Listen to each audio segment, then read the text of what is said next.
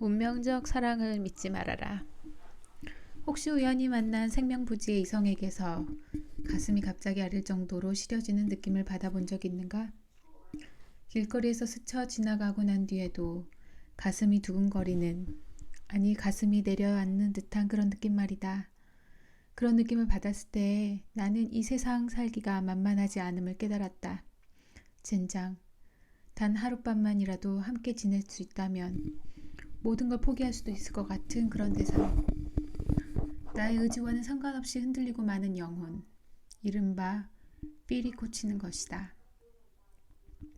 사랑에 대해 내가 뭘 알겠냐마는 사람들은 그것을 사랑이라고 부르는 것 같으며 운명적 만남을 찬미하는 것 같다.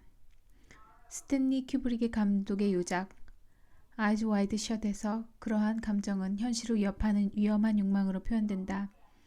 성공한 의사 빌 하퍼드와 그의 아름다운 아내 앨리스는 친구가 여는 크리스마스 파티에 참석한다.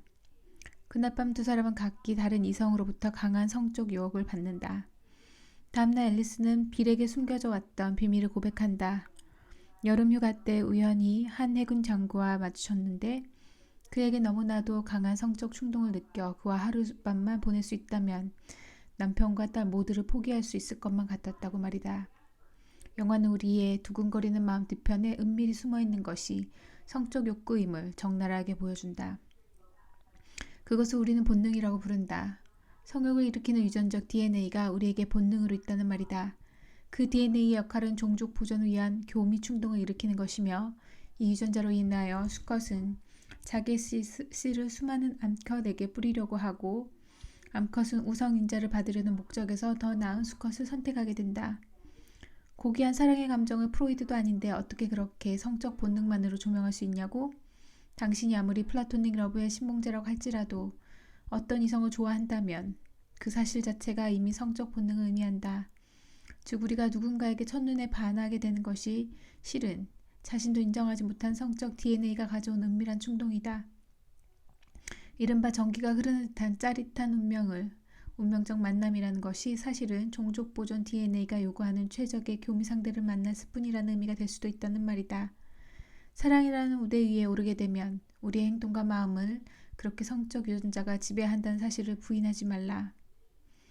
이것은 2000년 2월 미국 코넬대 인간행동연구소의 신디아 하잔 교수팀이 2년간 남녀 5,000명을 조사한 결과에 의하여서도 입증된다. 연구팀은 가슴 뛰는 사랑은 18에서 30개월이면 사라지는 것으로 확인됐다고 밝혔다. 사랑의 감정은 뇌의 화학작용이며 남녀가 만나 2년 정도 지나면 대뇌에 항체가 생겨 더 이상 사랑의 화학물질이 생성되지 않는다. 미시간대 로버트 프라이어 교수 역시 비슷한 주장을 하는데 사랑에 빠지면 분비되는 세로토닌은 상대의 결점을 인식하지 못하게 해 사람을 눈멀게 만들지만 유효기간은 2년 정도라고 했다. 성적 호기심이 일단 채워지면 더 이상 화학물질이 처음처럼 분비되지 않으며 연인에 대한 뜨거운 감정은 유전자가 분비시킨 화학물질이 가져온 결과란 말이다. 본능에 의해 지배되어 온 사랑은 그 원시적 속성으로 인하여 우선은 외모 같은 육체적 조건에 의하여 영향을 받는다. 첫눈에 반하거나 첫인상이 좋아서 호감을 느끼게 된다는 말이다. 그러나 사랑은 그런 첫 단추 하나로 계속 유지되는 것이 아니다. 본능에 의하여 그렇게 지배된 사랑은 그 원시적 속성으로 인하여 결코 오래갈 수가 없다.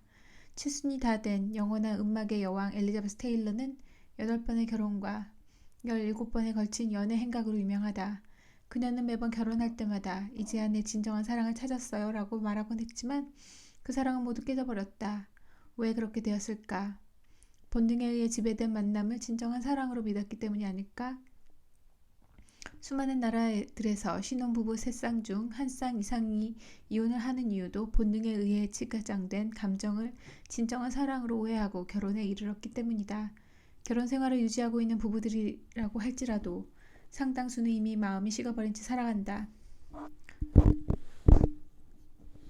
국정홍보처가 전국 20세 이상 남녀 4,500명을 대상으로 실시한 한국인의 의식, 가치관 설문조사 결과에 따르면 다시 태어나면 현 배우자와 결혼할 의향이 없다고 응답한 사람이 47.8%나 되었다.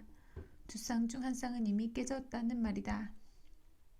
어느 부부는 남자가 여자를 만난 순간부터 너 아니면 못 산다고 농약까지 마시며 자살 토론까지 벌이면서 결혼하였다.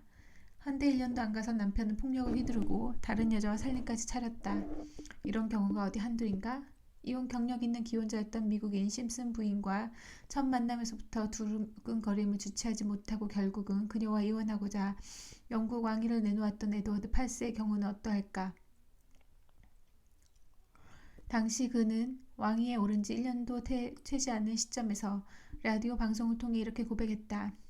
사랑하는 여인의 도움과 지지 없이는 무거운 책임을 이행해 나가기가 나로서는 불가능함을 깨달았다. 그날 밤 에드워드는 호주로 건너가 몇 개월에 있으면서 심슨 부인이 이혼 수속을 마칠 때까지 기다렸고 드디어 프랑스에서 그녀와 결혼하게 된다. 모든 사람의 심금을 울려온 이 사랑 이야기는 아마도 여성들이 공통적으로 꿈꾸는 러브스토리일지도 모르겠다. 과연 그들은 나중에 어떻게 살았을까? 그 두 사람은 성격 차이로 인하여 별거하였다. 새겨들어라.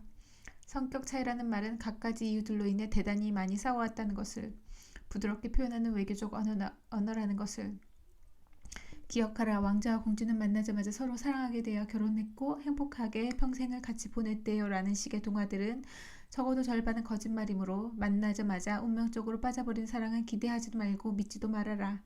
운명적 만남은 두근거리는 사랑이 아니라 본능적 DNA가 화학물질을 분비시켜 당신도 모르게 나타나는 원시적 느낌이 지나지 않는다. 이성과의 만남에서 누구나 외모 혹은 첫인상에 호감을 느껴야 관계를 열어갈 수 있지만 그것이 지속시켜주는 사랑의 시간은 길지가 않다. 순간적으로 불붙기 시작한 뜨거운 사랑이 끝까지 지속되는 예는 대부분 그 사랑이 시작된 지 얼마 되지도 않은 시간에 영화 타이타닉에서처럼 죽음이나 사회적 굴레로 인해서 헤어져야 하는 경우에 주로 나타난다. 즉 사랑의 시간이 지극히 한정되어 있는 경우에 발생하는 것이지 두 사람의 관계가 지속되면서 성적 본능이 이미 충족된 상태가 되면 결과가 다르게 나타날 가능성이 높다는 말이다.